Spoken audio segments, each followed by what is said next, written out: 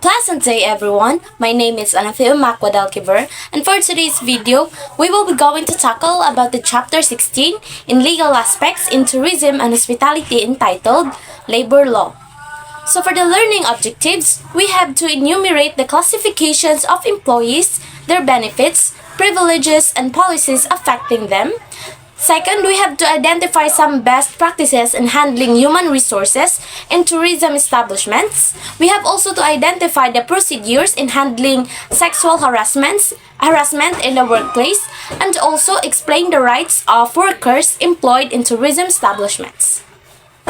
So the tourism industry, with its labor-intensive nature, is prone to many labor issues.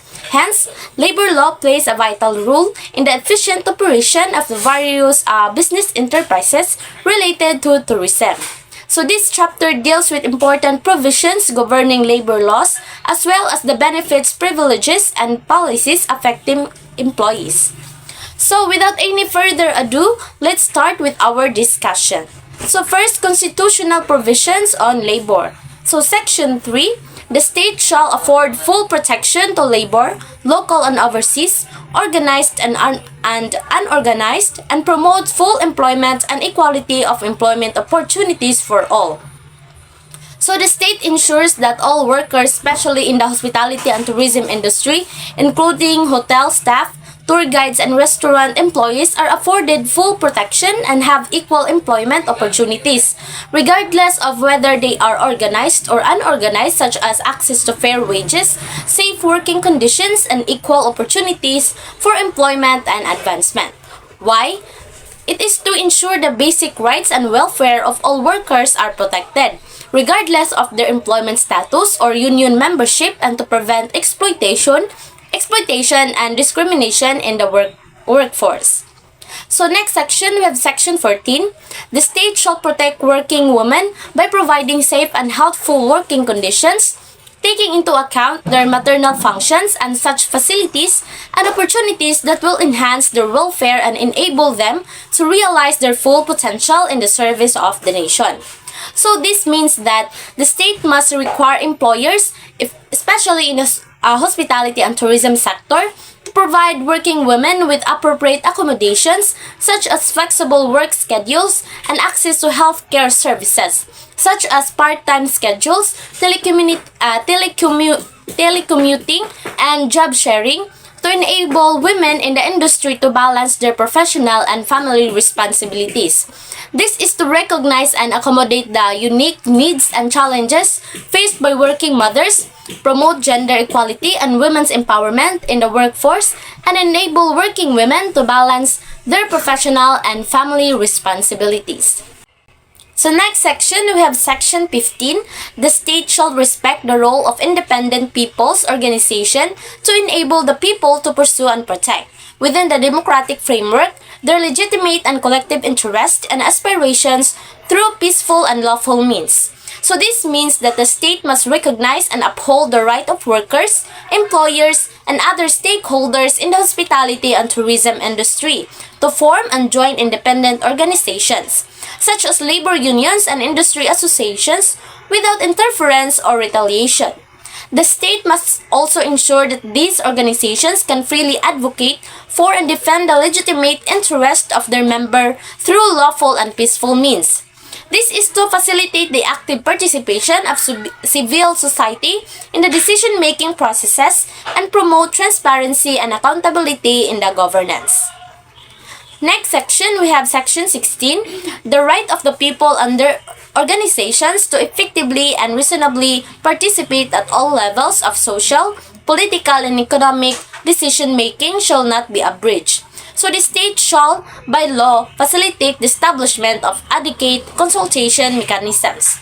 So this means that the state must create and maintain formal channels and platforms for the people, including workers, business owners, and community representatives, as well as their organizations, to provide input, feedback, and recommendations on policies, regulations, and other decisions that affect the hospitality and tourism industry. These consultation mechanisms must be accessible, transparent, and responsive to the concerns and interests of the stakeholders. This is to ensure the meaningful involvement of the people in the decisions that affect their lives, promote inclusive and participatory governance, and enhance the legitimacy and responsiveness of government policies and programs. Next, we have classification of employees. So first, we have regular employees. These are employees who are hired on a permanent basis and typically work full-time. They are entitled to benefits such as paid leave, health insurance, and retirement plans. So mauni sila ang full-time workers like mga hotel managers, restaurant chefs, and front desk staff. They are hired on a permanent basis to fulfill ongoing operational rules within the establishments. Next, we have casual employees. So casual employees are hired on a regular or as needed basis. They do not have a guaranteed number of hours and are typically not eligible for benefits. So this is more like a part-time job like sa Jollibee restaurants. Daghan may part-timer o sa McDo or sa mga banquet servers nga tawagan ra ka if peak season na or busy na. Wala jud sila exact day or hour nga mo duty ka. Next, we have seasonal employees. Seasonal employees are hired to work during specific seasons or peak times such as the holiday seasons or summer months. They are often hired to meet temporary increases in workload.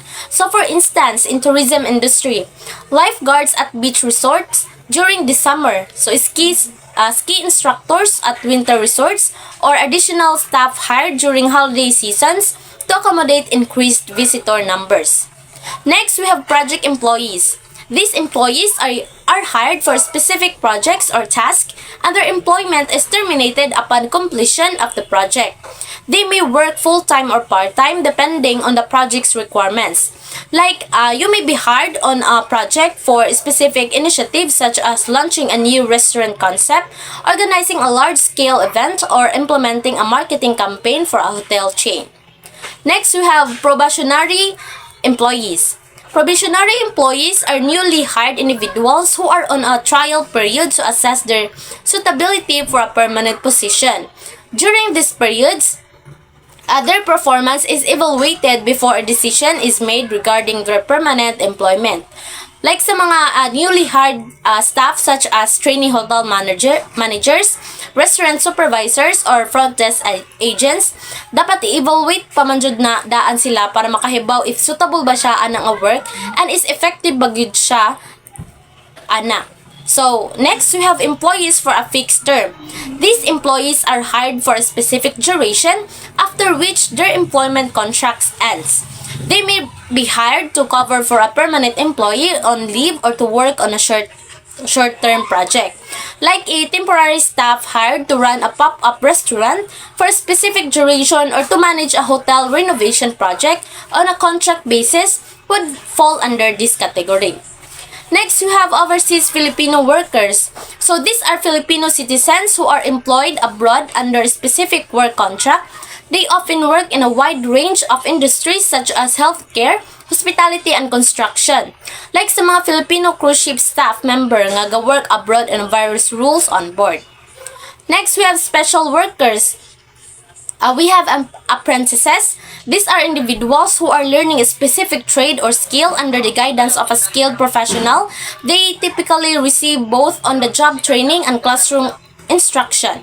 So like anang culinary students, undergoing an apprenticeship in a hotel kitchen to learn from experienced chefs and gain practical skills in food preparation and presentation.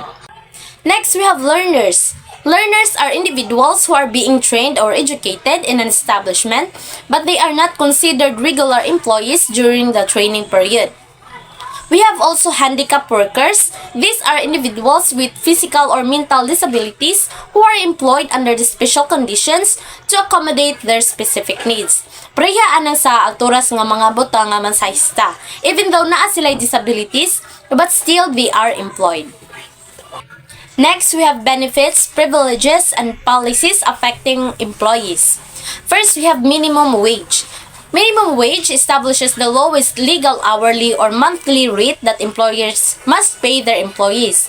So, the minimum wage here in the Philippines is 460 plus, according to my research. Next, we have collective bargaining. Allows employees to negotiate with employers regarding wages, benefits, and working conditions through a labor union or employee representative. So example, hotel and resort workers may form a labor union to collectively bargain with management for better pay, improved working conditions, and more comprehensive benefits. Next, we have a Labor Management Council. It provides a platform for regular dialogue and collaboration between management and employee representatives to address workplace issues and improve labor management relations. Next, we have maternity and paternity leaves. It provides job-protected leave for new parents to care for their newborn or adopted child. Next, we have union rights, strike, and lockouts. Protects the rights of employees to form or join labor unions and regulates the use of strikes and lockouts as bargaining tools. Next, we have service charges. Mandates the contribution of service charges collected from customers to the employees who provided the service. Next, we have employment contracts. Define the terms and conditions of employment, including job responsibilities, compensation, and termination policies. Next, we have death benefits. Provides financial assistance to the family of an employee who passes away during the course of employment. Next, we have health benefits. Ensures that employees have access to healthcare coverage, such as medical insurance and hospitalization benefits. Next, we have drug testing. Allows employers to screen employees for the use of illegal drugs or substances, ensuring a safe and productive work environment. Next, we have retirement. Provides a system for employees to save and receive benefit upon retirement, ensuring financial security in their later years. Next, we have uniform policies. Establishes guidelines for the provision, maintenance, and use of employee uniforms, ensuring of professional and consistent appearance. Next, we have SSS, PhilHealth, Employees Compensation, Commission, and Pag-ibig provide social security healthcare, compensation, and housing benefits to employees through mandatory contributions. Next, we have termination of employment. Termination of employment refers to the end of the employment relationship between an employer and an employee. This can occur for various reasons such as resignation, retirement, or dismissal. Next, we have laws against discrimination. So Article 3, Declaration of Basic Policy, the state shall afford protection to labor, promote full employment, ensure equal work opportunities regardless of sex, race, or creed, and regulate the relations between workers and employers. So the government has a basic policy to protect the rights and welfare of workers, make sure there are enough jobs available for everyone, ensure that everyone has equal opportunities for work, regardless of their gender, race, or religion. Regulate, manage, and control the relationship between workers and their employers.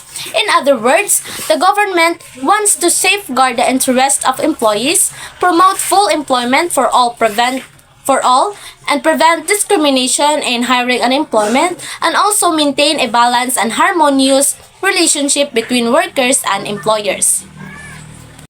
So for the conclusion, labor law serves to protect the rights and interests of both employees and employers, ensuring fair treatment, safe working conditions, and equitable compensation.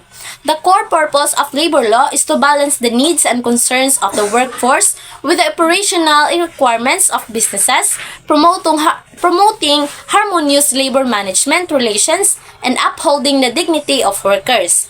As the nature of employment continues to evolve, labor law remains a crucial framework for safeguarding the rights of all parties involved and fostering a productive and stable labor market.